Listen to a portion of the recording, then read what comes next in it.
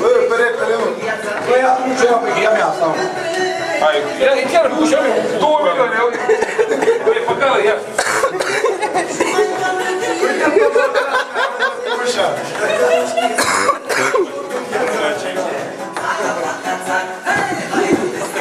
Filmează-mă și numărul de la ușa.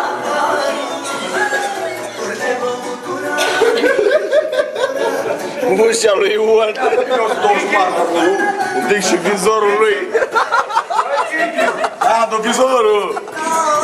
Aude, de vânzare, ușe. Vizor. 2 milioane. Vizor. Alarmă. Bă, small. Închidere centralizată. Centralizată, mă. Aer condiționat. Aer condiționat. Aer condiționat. Plus multe alte. Plus bere de aluminiu. Ia uite, pachet crom. Cromate.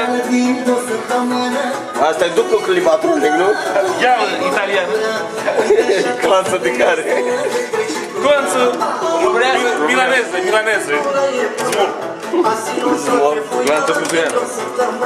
Și picior de buzău. Uite așa tot să trăiesc, să petreci într-una. Tu ai ținut aparent totul s-a înregistrat, mă? Da. Hai de peste caparul. Bine și figura, cum mai scrie grătarul. La vărsă și pe ăla,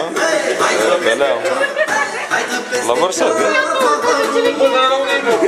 Bă, dacă mai vine ea, pleacă cu ușa ta cu toate.